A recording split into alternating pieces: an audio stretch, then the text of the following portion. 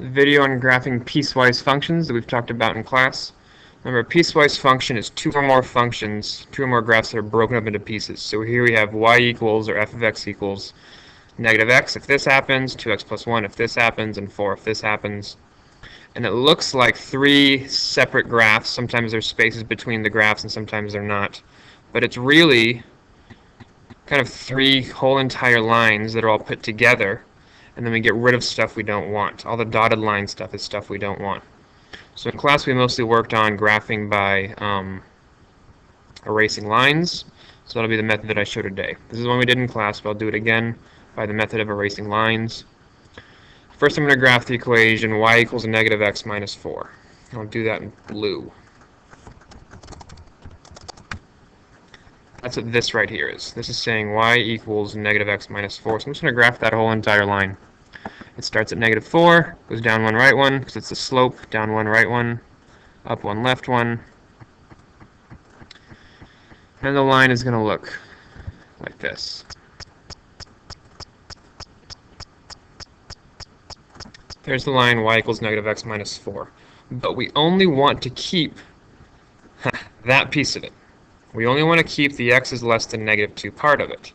So on my graph, I'm going to find where is the x value, negative 2, not the y value, I want the x value. The x value is negative 2 here. So I'm going to keep everything going to the left of this. I'm going to keep all of this stuff over here, get rid of all of this stuff over here. So this happens. Right here at negative 2, I'm going to change to a closed, or to a regular line, and that's going to be an open circle. There's my first piece. I just did that piece right there. X is less than negative 2, slope of negative 1. It would have a y-intercept of negative 4 if it kept going, but it doesn't. Okay, I'll do this piece in red. Graph the line y equals x. That's all this is, y equals x. If you want to, you can think of it like it's y equals 1x plus 0. Sometimes adding a 1 in there for a slope and a 0 for a y-intercept can be helpful. But this line just goes like this. Right up through the origin, up 1, right 1, up 1, right 1, up 1, right 1. Now I'm only going to keep these pieces here between negative 2 and 3. These are the x values that I'm keeping. So that corresponds to this point down here and this point right up here. I'm keeping that stuff, so these erase. And for me, this isn't erasing, obviously, I'm just shortening. On your homework and whenever you do these, you just first graph these in very light pencil. But it graphs like that. Graph these in very light pencil and erase. In this case, this will happen sometimes, but not all the time. There was an open blue circle, and the red circle kind of fills it in. So it's still a continuous graph with no jumps. It just sort of has an open circle around the closed circle, and that's not a big deal. There's my red piece. Last one I'll do in green. This is going to be the line y equals negative 3. There's no x in this, which means the slope is 0. This is a horizontal line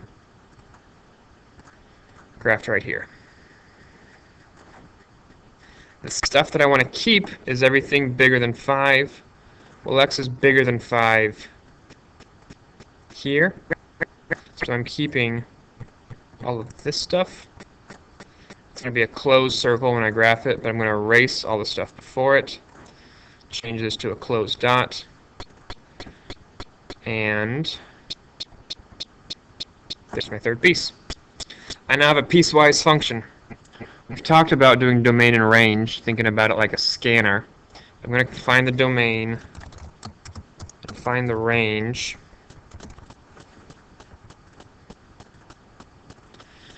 So I'm going to draw a horizontal line. This is going to be like my scanner line. I'm going to color it orange this time so it's a different color than the other ones. And this is going to scan left to right. And as I'm scanning left to right along the x-axis, I'm thinking about where this line is hitting this graph. Well, this graph is pointing up in this direction forever. So the orange line is hitting the graph here, hitting the graph here, hitting the graph here, hits it all the way through here. That's continuous.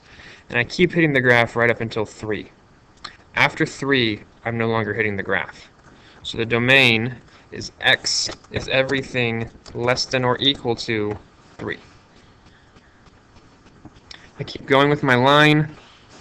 I start hitting the graph again at 5. It's everything bigger than 5 going on forever. So it's also x is greater than or equal to 5.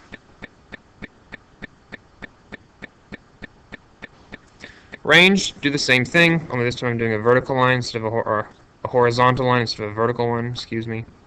As I scroll from bottom to top, it's nice to go from least to greatest. Don't hit the graph, don't hit the graph, don't hit the graph, and then I hit the graph at 3. So my range is y equals 3, not greater than less than, just 3. Then I don't hit the graph again until -2, and after -2, I'm hitting it, hitting it, hitting it, hitting it, and here I'm still hitting it, because this blue line's pointing up forever. So it's going up forever, y is equal to 3, and it's greater than or equal to -2. Hope that is helpful. I think I'll just do one example of this.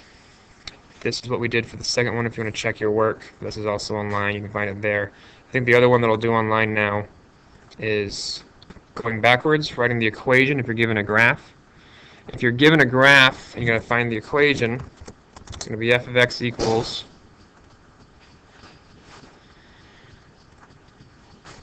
and now we're going to try and find the 3 pieces in here.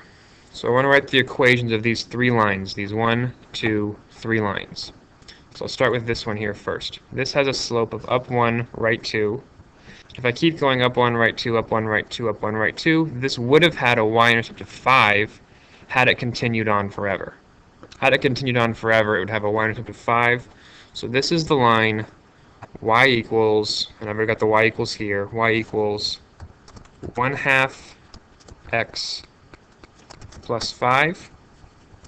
And that happens if x is less than -2. So that's starting here and going this way. That's where x is less than -2.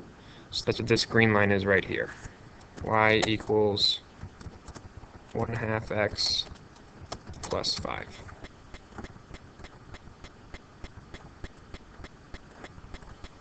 Okay, now I'll do this middle piece. This middle piece is running from the x value is -2 to 1. So when I do my if, I'll do that part first. If I do my if, it's going to be -2 is less than or equal to x, which is less than or equal to 1. Now I'm just going to find what the equation is. This has a slope of down 3, right 1, down 3, right 1, so it's -3x is my slope. The y-intercept is also right here at -3. And there's that equation. Y equals -3x. This, I'll make this one purple. Purple's a fun color.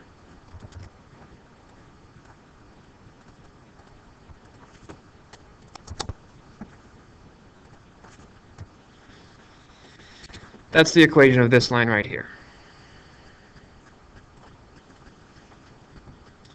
Yeah, we'll just line this up over here. It's not going to be beautiful. I can live with that. Finally, let's go blue. This is going to be a slope of 0. So this is just the equation, y equals 5. This is just the line y equals 5 right here. There's a slope of 0, so there's no x's on this. And this happens if x is greater than or equal to 2.